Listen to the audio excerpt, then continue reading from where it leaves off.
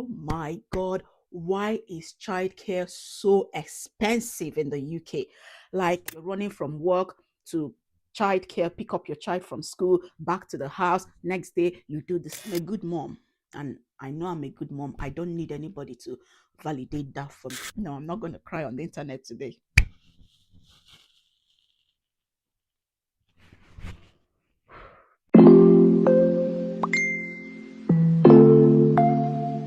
Modern motherhood is not what they showed us growing up.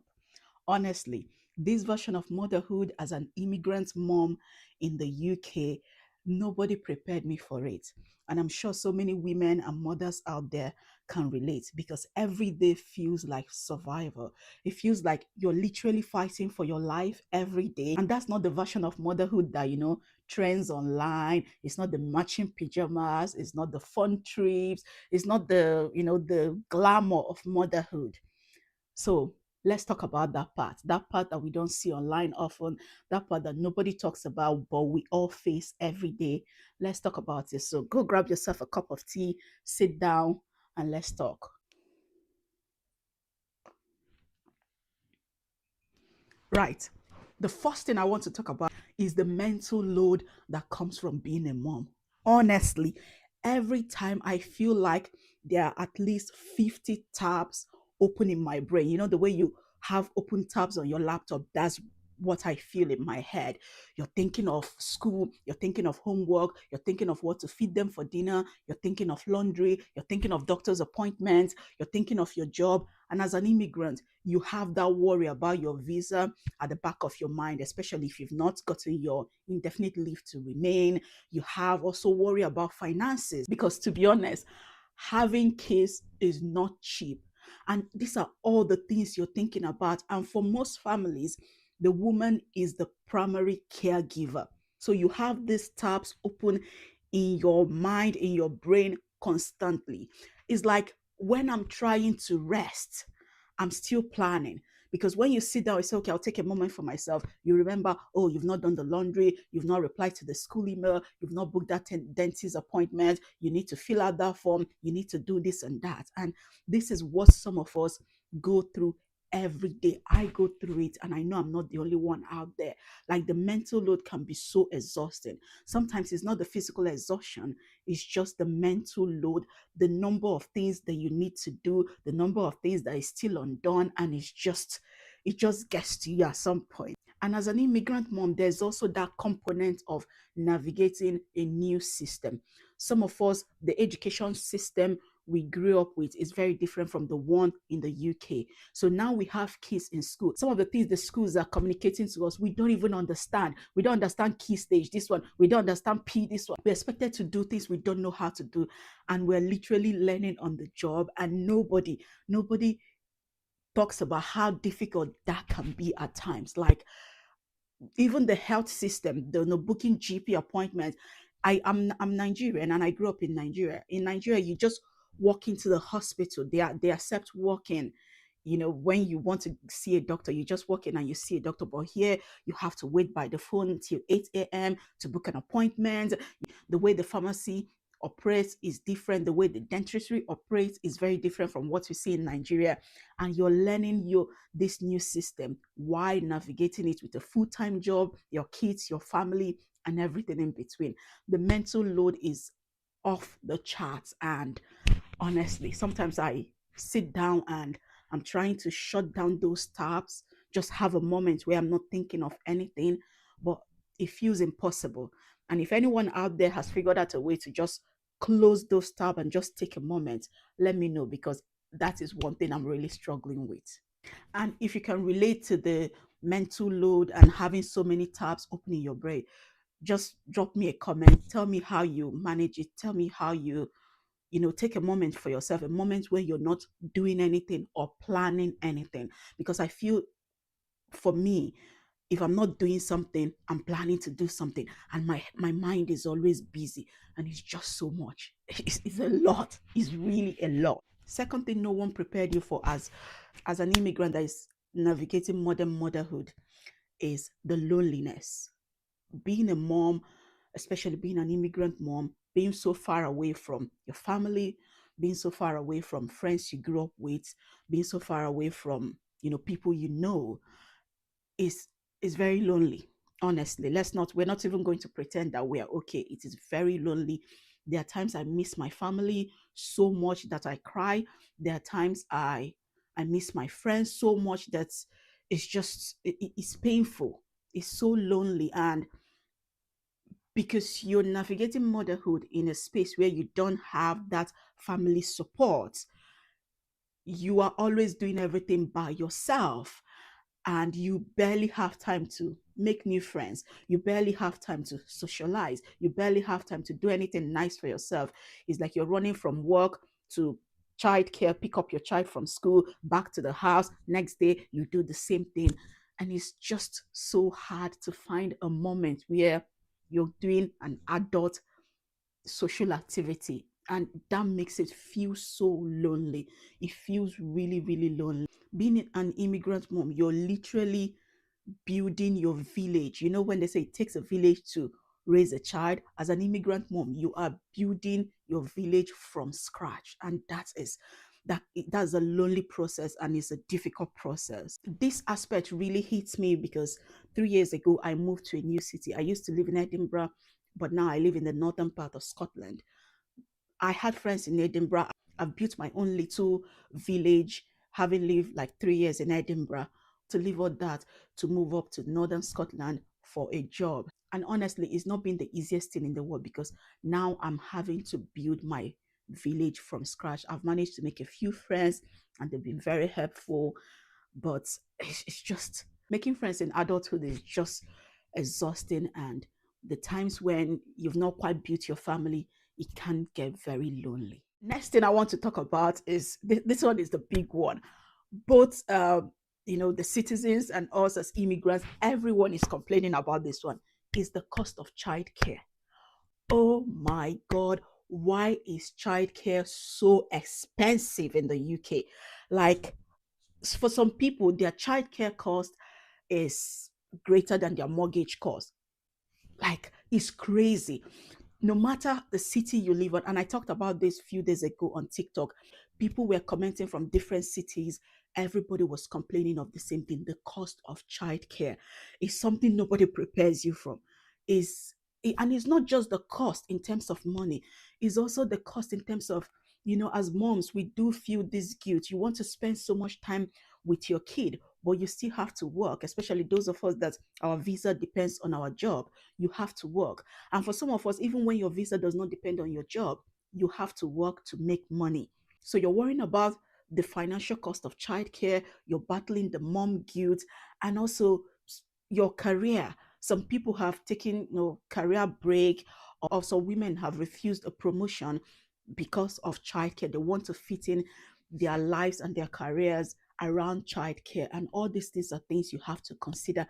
And it just makes motherhood that much difficult. Currently, I pay about 250 for my son's breakfast and after school club. He does 5 mornings and 3 afternoons. And just an hour a day, and he's paying 250. So let me know in the comment section what's your childcare arrangements and how much you're paying. And the 250 I pay a month does not include the odd days when I need a childminder, for the days I'm working late or the days I have an evening appointment.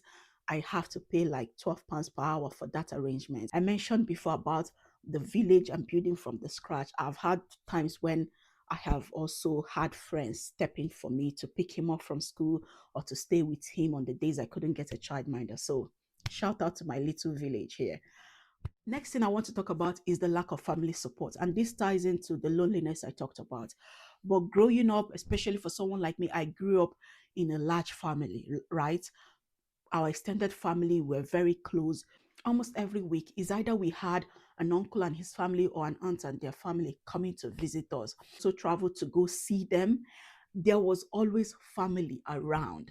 Like, if my mom wanted to travel, she didn't travel often, but the times she traveled, she had someone, a family member, come to our house to stay with us, aunties, cousins. Like, you're never alone. You're never in want of that family support. For the family I grew up in, there's always people around you. If you need to go do something as a woman, you can easily drop your child with a family member. We had family members, their kids will come to our house, our cousins will play together. But here in the UK, being an immigrant mom and having your family so far away, we don't have that. Sometimes it really pains me because I feel my son is growing up in isolation. He doesn't have that family around us. We do have friends, but I compare it with my childhood and it's not the same. No grandparents popping in, no aunties stopping by on Sundays. You're not going to auntie's house, during Christmas to go and eat rice. I remember my childhood, during Christmas when we go for Christmas holiday. We can go for the whole week of Christmas and New Year without eating food made by my mom. We'll just be going from one house to another and we'll just be having fun and enjoying ourselves. And that is something that kids, our kids as immigrants here and navigating modern motherhood, they are missing out on. And it makes me sad, honestly. I try to, like I said, build my little village and interact with them. I have an uncle who lives in this country and we try to visit them during Christmas, but it's not quite the same with what I grew up with. And yeah, it's just what you have to deal with, not having that family support around you and navigating motherhood without your extended family, without your mom, your sisters, your cousins, those people that will really jump in to help you when you need it. Now you're a mom, they're not there. Is yeah, it's a bit of a bummer. Yeah, it's a bummer, and it's something that thinking about it, I don't want to cry because thinking about how much I miss my family. Yeah, sometimes I cry, and no, I'm not going to cry on the internet today.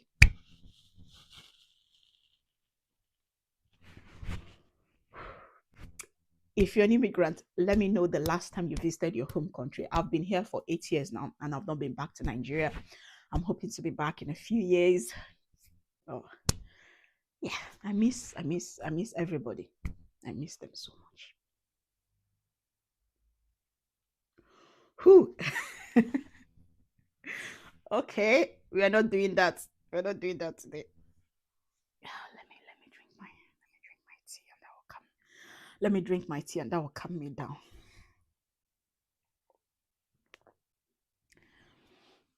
Next one I want to talk about is the constant guilt and worry. I'm sure this is something women are familiar with, mothers are familiar with. Is either you're damned if you do and you're damned if you do not. You stay at home mom, you worry that you're missing out on career and business prospects.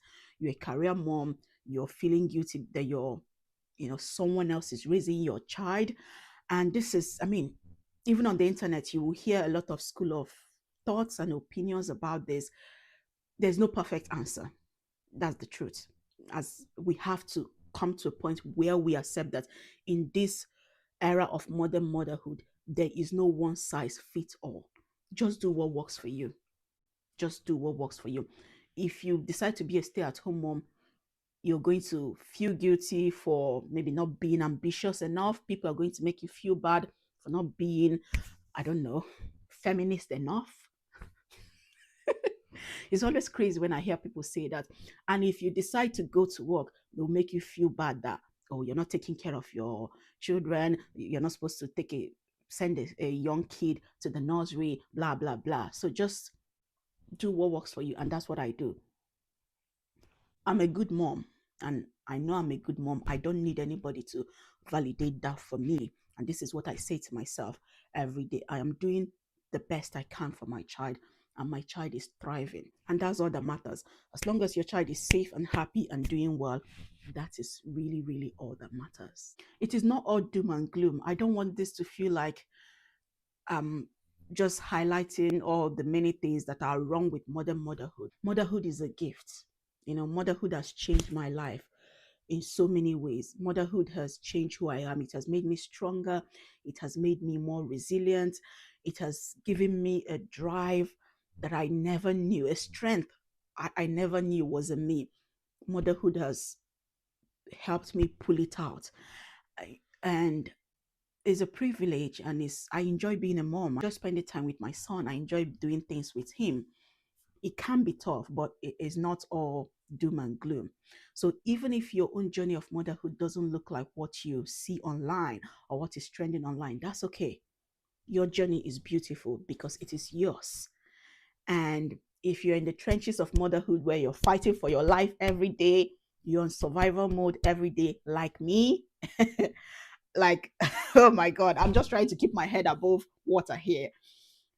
That's okay. You're not in survival mode because you're doing something wrong. You're in survival mode because you're doing this without a village. You know, your support system is not here. The support you grew up with is been you've moved to a place where you're building your village from the scratch.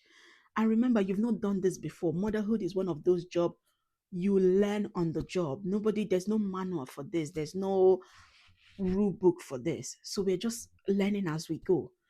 So be gracious to yourself, be kind to yourself, be gentle with yourself. You are doing well. When you look at your kids, they're safe, they're happy, they're thriving. They look at you, they want to cuddle with you. My son is in this phase of life where he wants to spend every night in my bed, even though he has his own room, but no, he will leave it and come to my bed. It's because I'm his safe space, and it's a privilege to be that for him. So even if our life is not Instagram perfect, it's not social media glitz and glamour, that's okay. We are navigating, I am navigating, we are all navigating this modern motherhood. And it's not easy.